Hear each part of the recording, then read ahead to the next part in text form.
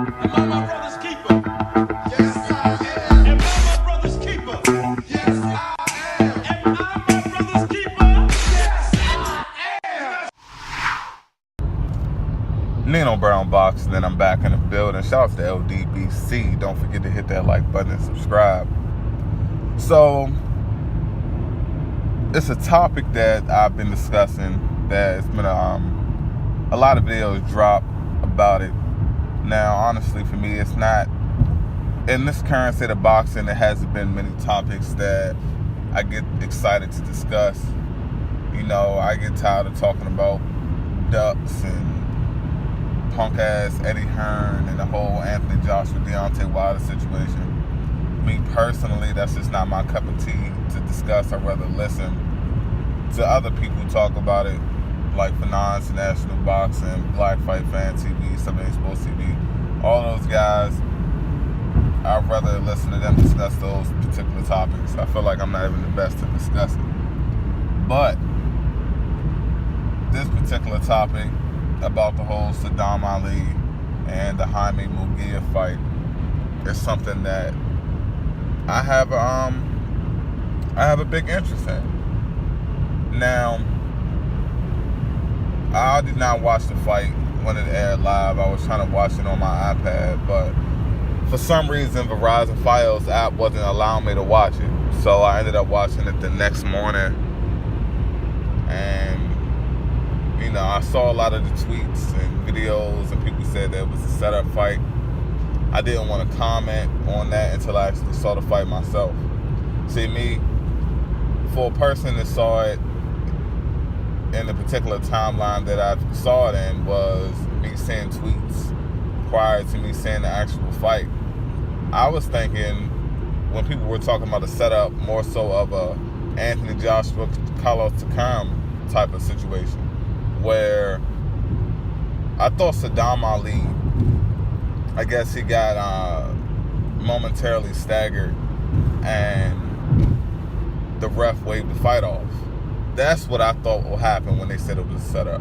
Or I was like, well, maybe the judges, it was corrupt. Saddam Ali, he beat this kid's ass, and it was some outrageous scorecard going in the direction of Jaime Munguia. But then that particular scenario about the scorecards got thrown out of the window when I found out Saddam Ali got stopped. So that's when I was like, okay, yeah, they must have waved this fight off extremely early. And I was thinking to myself, oh yeah, man, that's complete bullshit, but let me just go ahead and watch the fight. So I did. And I watched the fight from round 1 all the way to round 4, and I saw complete destruction. Was the kid bigger? Yeah, he was. Is it the first time at 154 pounds that a younger guy is facing a champion? He's 20 plus pounds bigger than him? No, it's not. That was the exact situation with Canelo Mayweather. Yeah, I understand that Saddam Ali is no Mayweather, but it happens. I mean, it's a part of the sport. Especially when Saddam Ali was a welterweight moving up. I mean, honestly, I felt like, what did he expect? To run into a bunch of guys and just decided to skate away from welterweight to capture easy WBO title. It's, you know, it is what it is.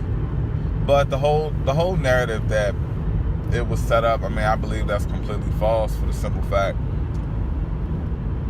just like I've heard other videos say, and it's early in the morning, so the YouTuber names are escaping me at the moment, no disrespect. But I watched other videos, and I even discussed with my girlfriend about Saddam Ali's management team. Now, the reason that I decided to discuss this with my girlfriend is because my girlfriend, she's a manager of talent herself. And she listens to my videos from time to time, and we watch boxing together. And she's very intelligent, and she's smart enough to realize, like, wait, why doesn't this guy's management team, why isn't his team, how is it that they didn't know that this can possibly happen?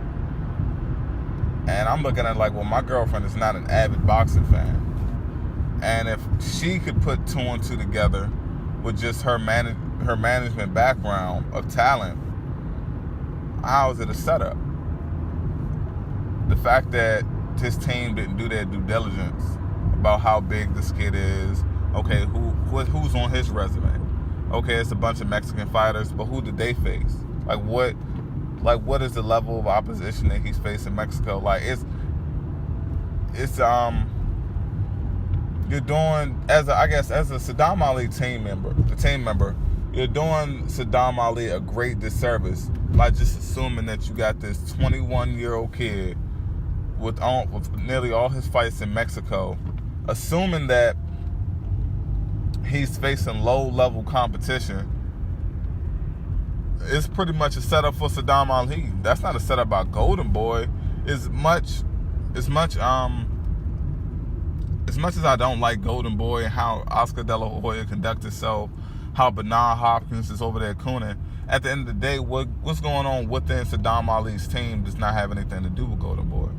This wasn't a mandatory. To my understanding, this wasn't a mandatory. If it was a mandatory, then correct me if I'm wrong. I just don't understand how the hell this kid was a mandatory and then they were trying to get him to fight Triple G. But I didn't look into the mandatory setup. But to my understanding, it wasn't. There's plenty of Golden Boy fighters that duck and dodge all day. Now, that's my whole thing. I don't conduct any ducking of fighters. I'm not that type of guy. That's just not how I roll. And unless Saddam Ali was planning on unifying with Jared Hurd or Jamel Charlo, then it would have made sense for him to pick an opponent of his own and go forward from there. But that wasn't the case. But yeah, I feel like Saddam Ali's team did him a disservice, and they didn't vet this guy. They didn't go fight by fight, line by line, checking to see if Saddam Ali can match up with him appropriately. Saddam Ali didn't do it either, because he got in there and he got his ass beat. Like, the guy, yes, he's a lot bigger. But it seemed, let me finish my point. The guy's a lot bigger. And Saddam Ali, I don't know if he was just sleeping on this kid, but he must have forgot that he came up from welterweight. But another thing, I don't feel like this was a setup, because any of these junior middleweights would have did this to Saddam Ali. Jared Hurd, Arislandi Lara, Jamel Charlo. It would have happened. Shit, I believe Julian J. Rock Williams, Nathaniel Gallimore, I believe those guys would have destroyed Saddam Ali. I truly feel that way. But another thing I wanna speak on is Jaime Munguia.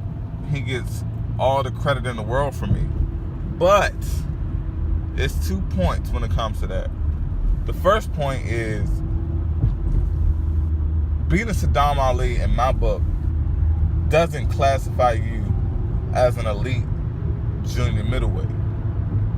Because we gotta put things into perspective. Saddam Ali is a career-long welterweight, for one. He's not a dominant welterweight. This is a welterweight that lost. He got stopped by Jesse Vargas. Jesse Vargas is no big power puncher or something like that. He was stopped by Jesse Vargas. The same Jesse Vargas that went to a draw to Adrian Broner. Yeah, some people may say they felt like one guy won, but it was a draw at the end of the day. The same Adrian Broner that lost to Mikey Garcia that's going back down to 135 right now. We talking about him fighting Lomachenko. Little guys. So I can't put too much respect on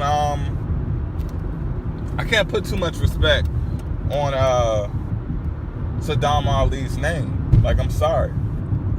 Like, you're campaigning up at 154 and you got stopped by Jesse Vargas, the same Jesse Vargas that had a draw against Adrian Broner, the same Adrian Broner that lost against Mikey Garcia, and the same Mikey Garcia that's currently fighting at 135 pounds.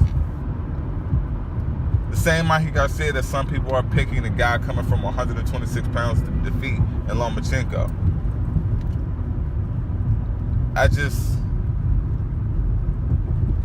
To me, it just doesn't make sense. I can't give Saddam Ali all of that credit. He wasn't a full-fledged junior middleweight. he was a small guy and he wasn't even a dominant welterweight. Like, I truly believe 140-pound Terrence Crawford, meaning a Terrence Crawford, the Terrence Crawford after the Julius Ndongo fight, going in to fight Saddam Ali, where Crawford weighs in at 140. Saddam Ali weighs in at 154 pounds. That Terrence Crawford would have defeated Saddam Ali for that title. I believe it. I truly believe it. And that's not a knock on Terrence Crawford at all. That's just, it's just the size difference. And the fact that Saddam Ali was in there with a bigger fighter, a bigger puncher, this young kid, I'm not surprised with the outcome. So people calling this a setup. No, a setup would have been the judges' scorecards being outrageous. Or if Saddam would have got staggered once and they would have waved it off. That's a setup. But going in there, standing toe-to-toe with this man, going blow for blow, and just getting your ass beat when you accepted this opponent, that's not a setup. It's not a setup at all. Now, the only thing about this whole situation that when it comes to Jaime Munguia, this is going to possibly piss me off because nothing's guaranteed, is that this kid is about to get hyped a whole lot. And I don't like hype jobs unless, you're going to be man enough and you're going to take on the challenges that come with the hype that's surrounding your name. Jaime Munguia, he's a champion now. And I'm not a fan at babying champions. I feel like Tank should have fought Lomachenko. And this Jaime Munguia kid, he needs to unify with Jared Hurd or Jamel Charlo ASAP. If you can, if you're going to go off of this hype and you're going to celebrate this victory over a welterweight and Saddam Ali, then it's time to get in the ring with some American junior middleweights that's your size, that can bang. And we're going to see who the best one is. I mean, my whole thing is let the best man win. And if you win with no bullshit, no corruption by the judges, no failed drug tests, and no bullshit referee, I will give you your credit. I don't care who you are. Like, I'm a fan of boxing, and I'm all about if the best man win, he earned my respect. And that's all that matters. But I know now, since this kid is a champion, he needs to get in the ring with the best. That's what needs to happen. Like, some people had an issue with Jared Hurd calling him out, saying he want that WBO strap. I'm like, what's wrong with that? See, the whole thing about the way boxing is and the way boxing works, we know that the Jamel Charlo and Jared Hurd fight can be made. We already know this. But when it comes to that WBO title, it's always bullshit surrounding it. So if we can expedite the process of one of these current champions getting that WBO strap, if that can happen right now, I say, hey, let it happen. And then we can we can be in a situation where we can have an undisputed junior middleweight champion. That's just how I feel about it.